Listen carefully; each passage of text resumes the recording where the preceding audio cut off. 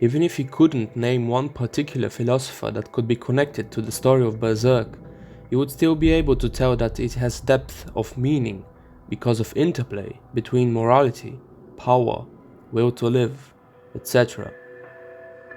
In this video, we will unravel some real philosophical ideas that lay underneath Berserk's plot as a foundation.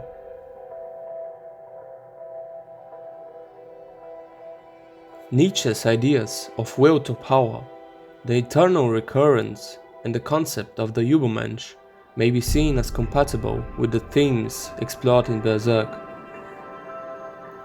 The will to power is the idea that every specific body is trying to be a master of all areas and extend its power, thrusting back all oppositional powers. As it so happens, everybody attempts that, which leads to a collision of similar efforts, that then consequently calls for a union for those that are sufficiently alike, so that they can collaborate together for power. All characters struggle for something personal before joining the Band of the Hawk. Judo was a part of a traveling troupe. Corcus led a small band of thieves. Guts was a mercenary. By the words of Guts, they all came together to form one big fire, with the top of the blaze being Griffith. The fight was something more, it seemed like. Griffith's dream for a castle spurred the whole band on, as it gave them purpose and something to fight for. It was a decisive matter who would own a castle and who would not during their times, which made the goal even more desirable for the bunch of lower class, disenfranchised people. As a whole, they started to enjoy their successful power. Yet the head of the beast was the most entrenched in the will to power. With the eclipse having happened, Griffith and the occurrence of the Skull Knight bring up another philosophical point: eternal recurrence. In one of the later chapters, it becomes pretty clear that Skull Knight lived through a similar story like Guts. The hero that lost his loved one and turned into a vengeful wild beast against evil.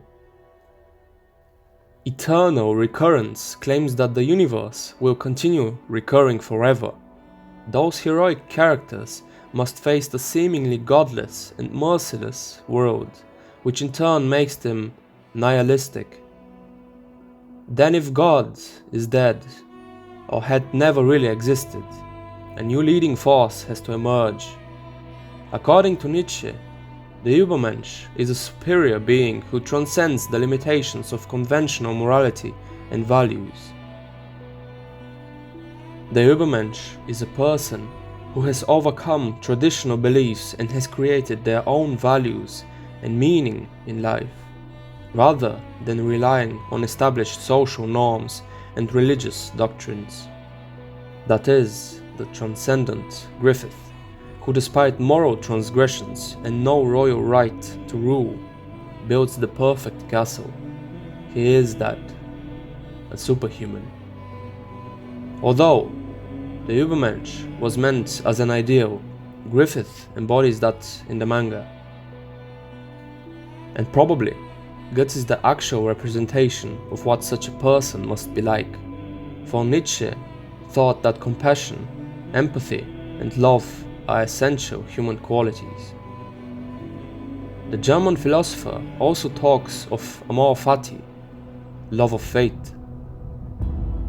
Only great pain, he writes, is the ultimate liberator of the spirit. I doubt that such pain makes us better, but I know that it makes us more profound. The question is, can Guts accept his fate and even love it?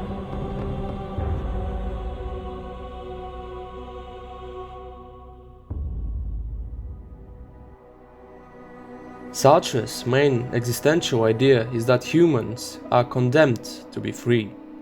They are thus sentenced to the infinite dread of choosing for oneself the right direction.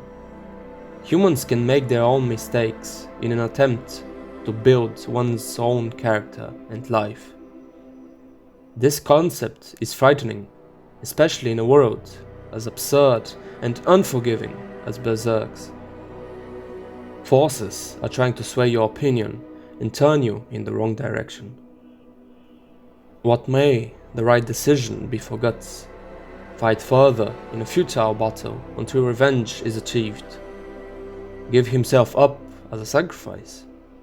He is condemned to suffer and struggle, but in the end, the last decision is his. Freedom is what you do with what's being done to you.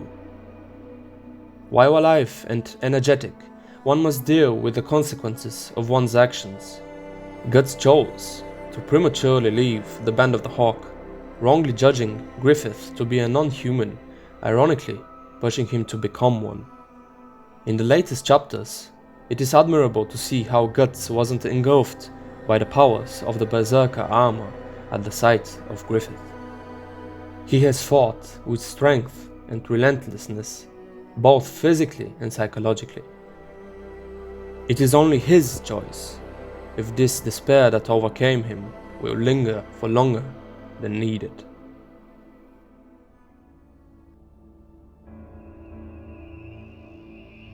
Do not treat others as a way to achieve your own goals. Immanuel Kant emphasizes in his ethical philosophy that people should be treated as ends in themselves and not as means to an end. How good can one really feel about said reached goal when so many have been sacrificed in order to have it done? The question really is, how good is something when you consider what means have been used? Is Griffith's treacherous and malevolent act of sacrifice during the eclipse to be overlooked in his kingdom of good? Maybe that doesn't matter for those that don't know. And for Griffith himself, who cannot feel anything human anymore. That all doesn't make it right in any way, for the eyes of a knowledgeable judicator. Knowing what basis the castle was built on, no such person would like to stay in it. That's why Rickard slapped Griffith. There is no new Band of the Hawk, no new castle. It is all merely detestable. Griffith tries to act good in front of humans, from which he separated himself, and which he is willing to sacrifice, for ultimately his own sake.